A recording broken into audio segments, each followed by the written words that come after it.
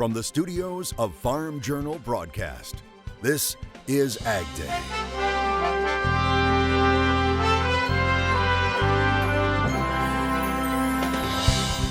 Coming up on AgDay, a field of flowers, it's not just beautiful, but has turned into a big money maker for one farmer. It's quite lucrative, actually. One farmer's changing the way we look at conservation, and they didn't have to spend a lot of money to do it. What can we do better today than what we did yesterday? EPA reneges on the president's biofuels plan. We'll find out why coming up. AgDay, presented by the Chevy Silverado and the all-new Silverado HD, the strongest, most advanced family of Silverados ever. Good morning, I'm Clinton Griffiths. The comment period is now closed on EPA's proposed rule regarding renewable volume obligations for 2020 under the Renewable Fuel Standard. In those comments, lawmakers in the biofuels industry asking EPA to uphold the RFS and the deal they cut with the president back in September. In a letter, the Renewable Fuels Association laying out its comments, RFA highlighting the Clean Air Act, saying it requires EPA to ensure that the RFS volumes specified by Congress are fully enforced, adding that by issuing 85 small refinery exemptions and refusing to reallocate the lost volumes, EPA has failed to comply with this legal obligation and undercut the statute by more than 4 billion gallons. And as Michelle Rook reports, the disconnect between the EPA and the president has some saying it's already cost the industry thousands of jobs and 1 billion bushels in corn demand. The EPA's recent renewable fuel standard proposal has been a real disappointment to the biofuels industry, falling well short of the president's promise. In Trump's deal, EPA was to reallocate biofuels volumes from the 85 small refinery exemptions granted in the past 3 years. But their 2020 RFS proposal uses flawed Department of Energy recommendations. This is not the first time that we've heard one thing from the president and seen something completely different from EPA. We had some kind of touch and go moments on the E15 rulemaking, a real disconnect between the Oval Office and EPA. EPA was also charged to use a 3-year rolling average of lost biofuels volumes. That in total volume was 4 billion gallons. The average of that over the 3 years is 1.35 billion gallons. The deal we thought we had was that 1.35 billion gallons, the average of actual volume exempted those years, would be added on to the 2020 RVO. Senators, including Mike Rounds, were in on the biofuels deal and have been pushing the president. And what EPA has now been told is you put your rules together in such a fashion that you honor the 15 billion gallons. Biofuels supporters also provided thousands of comments on the proposed rule to EPA. They've got the chance to fix it, and the fact is we can do better moving forward, and I think they know that, but they need to listen to what was said and then agree, and go back and fulfill the promises that were made. But even if EPA follows the deal, the ethanol industry loses 2.7 billion gallons of mandated ethanol that will never be reallocated. This deal would not address that lost volume. It would simply, look forward and hopefully stop the bleeding. And the collateral damage has already been done. So we're looking at just south of 20 ethanol plants are either shut down entirely or running far below capacity. We know of 6 or 7 biodiesel facilities that are idle as well, a number of jobs that have been furloughed. Meanwhile, the industry is looking at exports to make up for the lost demand, with Mexico the brightest spot. Mexico, back in 2017, allowed E10 through most of the country. So 2/3 of the country right now can use E10, and that's about 800 million gallons a year of new demand. Ethanol is a quick fix to gas prices near $4 a gallon in Mexico, but is a longer-term solution overall. Total country uses about 12 billion gallons of gasoline. If we had E10 allowed countrywide, it'd be 1.2 billion gallons of demand. And China was a big customer until the trade war and 70% tariff on U.S. ethanol imports. So the hope is for the trade deal to reopen that market. I'm Michelle Rook reporting for AgDay. All right, thank you, Michelle. Biofuels leaders warn if the president doesn't uphold the September agreement, it could hurt his support in rural areas next November. President Trump is accusing Argentina and Brazil of hurting American farmers through currency manipulation, and he says he'll slap tariffs on their steel and aluminum imports in retaliation. Now, the president tweeting on Monday, quote, Brazil and Argentina have been presiding over a massive devaluation of their currencies, which is not good for our farmers, end quote. The president also calling on the Federal Reserve to take action to prevent countries from devaluing their currencies. We could learn about the final terms for getting the new U.S.-Mexico-Canada agreement approved this week. That's according to the top Mexican trade negotiators. If so, Farm Journal Washington correspondent Jim Wiesmeyer says the deal could still get voted on in Congress before the end of the year. Now, Mexico's Undersecretary for North America met with Canadian Prime Minister Justin Trudeau and Canada's top trade negotiator Chrystia Freeland. Negotiators also meeting in Washington with U.S. Trade Representative Robert Lighthizer. Now, Mexico's president also sent a letter to Democratic House Speaker Nancy Pelosi to move forward with getting the deal passed. The stock market dropping again on Monday after U.S. Commerce Secretary Wilbur Ross told Fox Business News President Trump will increase tariffs on China if the two sides can't reach a trade deal. The next round of tariffs are scheduled to kick in on December 15th. Chinese negotiators want the U.S. to roll back tariffs as part of any Phase 1 trade agreement. The president also asked by reporters about whether the two sides would reach a deal still this year.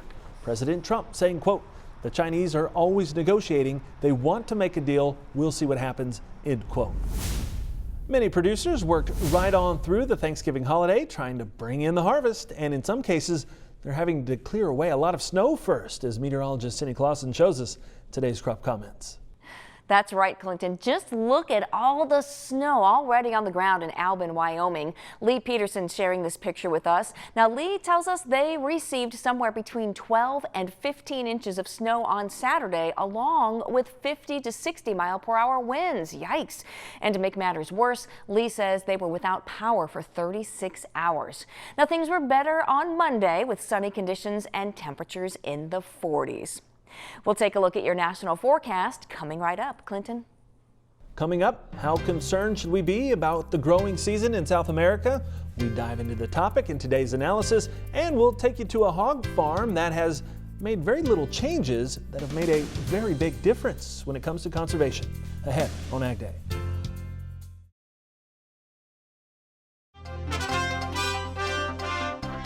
Soybeans slumped a bit to start off the week amid new concerns on whether the U.S. and China will reach a trade deal soon.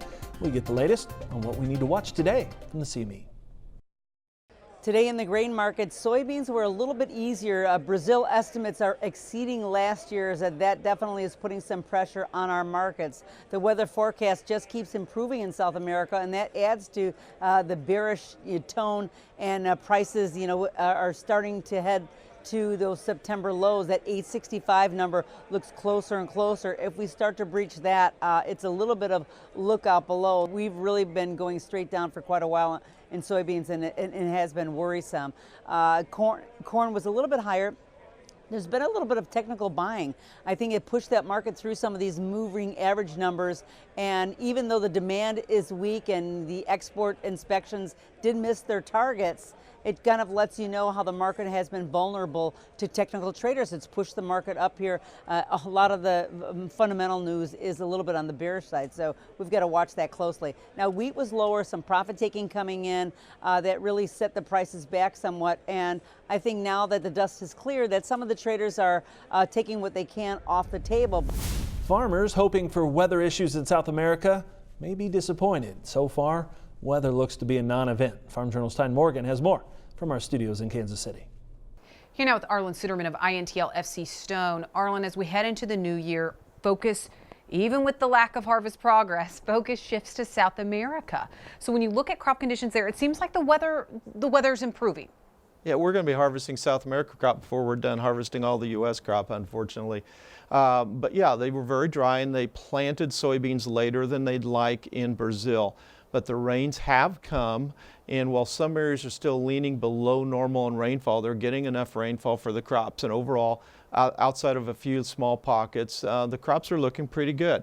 The bigger concern is the safrinha corn crop, and we've seen some years when you can have tremendous volatility in the size of that safrinha crop. That's their second crop corn. That's 70% of what they produce, and that's the bulk of what they export. So that has a big impact on U.S. exports. They've already exported, they in Argentina have exported most of what they had available for the current year. And so now they're looking ahead. That's tightening their basis. That's allowing us to get some exports in.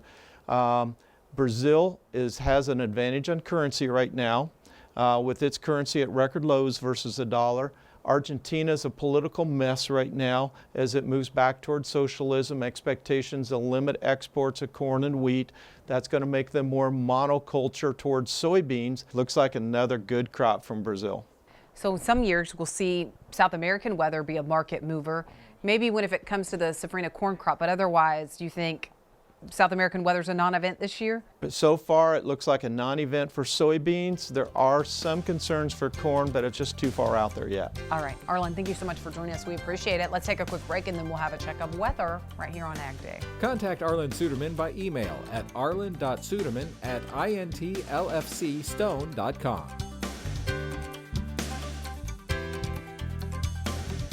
Ag Day, brought to you by Corvus Corn Herbicide from Bayer. Get an early season win against weeds with Corvus for end of season rewards.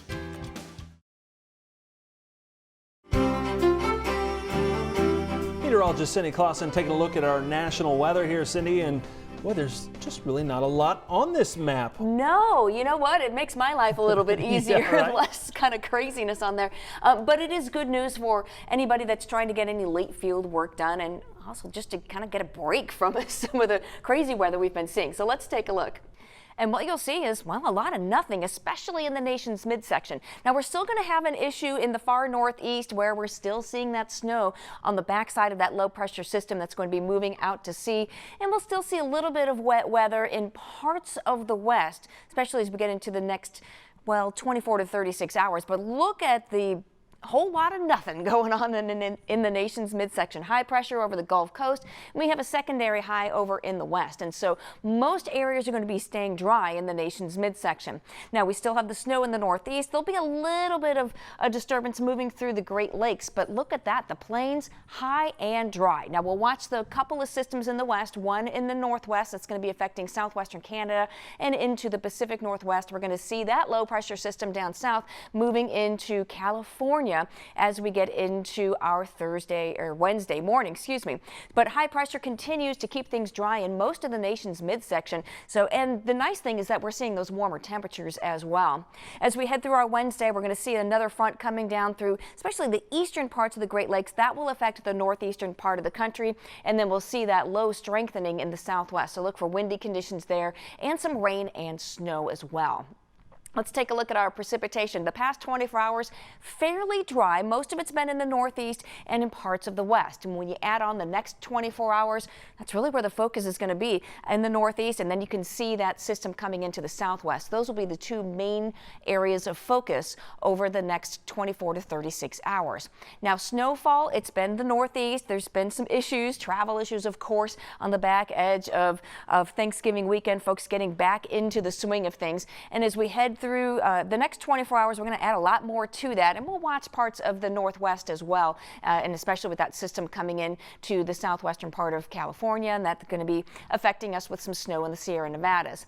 Temperatures not quite as cool, 30s up north, 60s, and even some 70s remaining down into the southern areas, and even the overnight low temperatures aren't that bad. We're only looking at lows in the upper 20s and 30s in most of the northern tier of states. But let's take a look at those temperatures for tomorrow. There's not a whole lot of difference. We do start to see things warming up just a touch. Not a lot of difference though.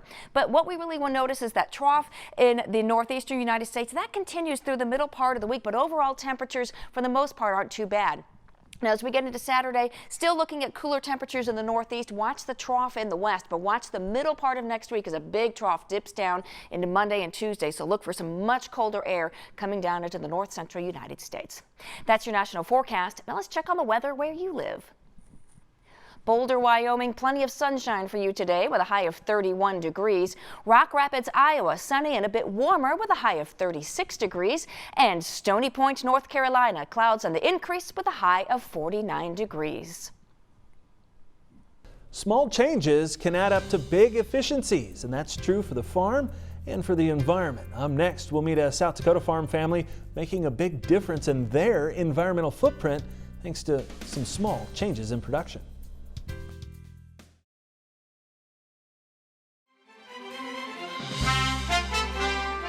America's conservation ag movement is brought to you by these great foundational partners, empowering resilient and sustainable agriculture. New EPA research into hog facilities shows over the past decade, the amount of manure and air emissions per animal are down 18%. Many of those gains thanks to feed efficiency helped by improved feed formulations, genetics, and management. And as one South Dakota producer shows us, it doesn't take big adjustments or big investments to make a big difference. AgDay National reporter Betsy Gibbon reports from Mitchell, South Dakota. Doesn't she walking? A small group walks where Greenway pork sits near Mitchell, South Dakota. It's all right. It's just soft. It's not muddy. The reason it stands today isn't just due to longevity. It's little tweaks over time which go a long way. I guess my feeling on both conservation and sustainability is it's a journey. I don't think we're ever going to get to the end.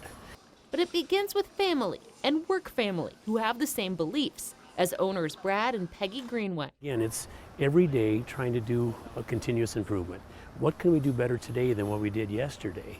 He has climate-controlled barns, a plus with the constant changing weather in South Dakota. And it doesn't matter what the weather is outside, we know what it's going to be in this barn.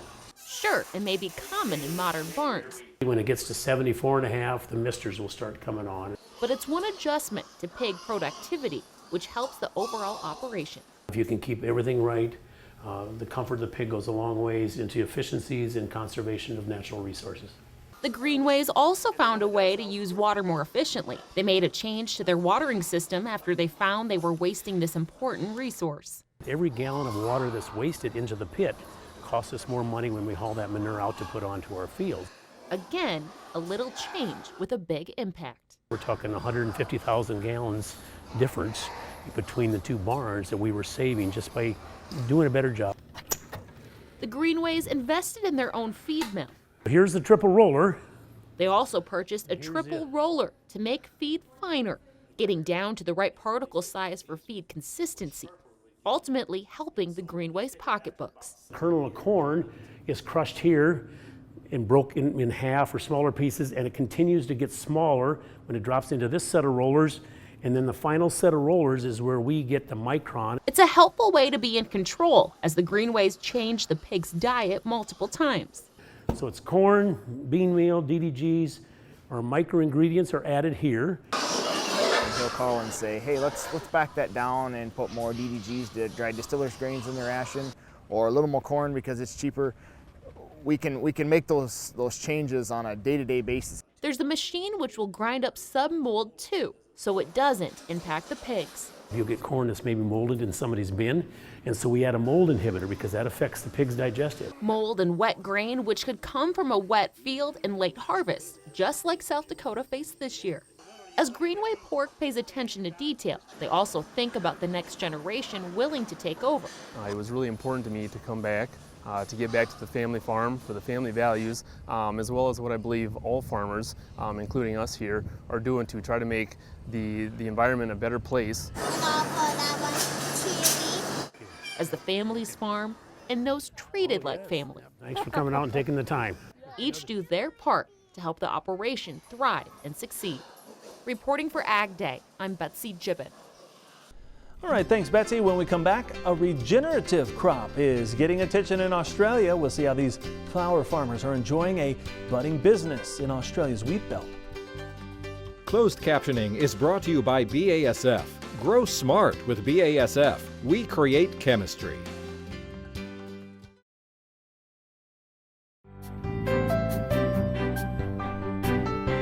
Two West Australian farmers have taken a field and turned it into a sea of flowers.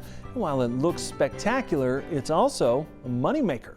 Their meadow of pink and white daisies is catering to increased demand nationwide for flowers and seeds. Now, it's located in the heart of the wheat belt in Western Australia. The flowers you see are native flowers called everlasting. It started simply as a hobby 17 years ago as a side project to their traditional crop planting.